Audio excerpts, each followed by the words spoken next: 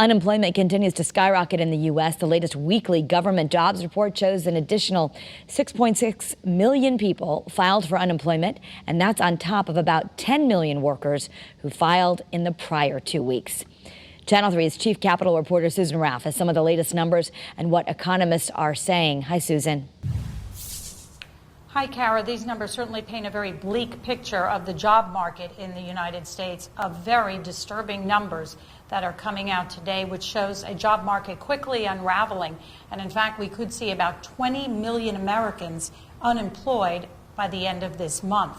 Devastating news. The hope is that economists say what will be a silver lining in all of this, hopefully, is that some of these loans from the Small Business Administration, that will go to these businesses. Now, it will hopefully keep them on the payrolls, a lot of these employees. It won't necessarily bring them back to their jobs, but it will give them some money while they are unemployed. A big problem for many states, including Connecticut, is that they are simply overwhelmed by unemployment claims. Adding to that, antiquated older computer systems.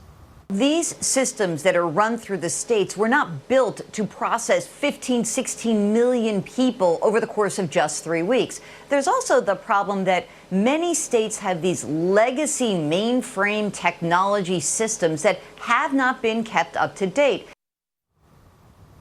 Connecticut was having that problem. In fact, they were updating their computer system when they started getting flooded with all of these unemployment claims.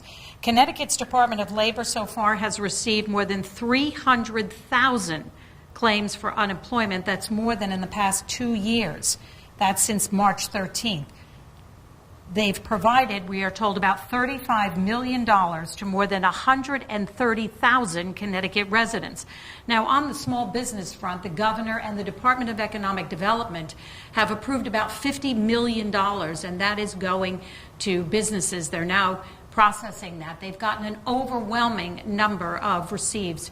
About 5,000 companies are now looking for that money. In fact, the demand was so high they've had to shut down that program and stop taking any new applications. A big complaint, Kara, that we've heard from a lot of people is that they are still waiting for their payments.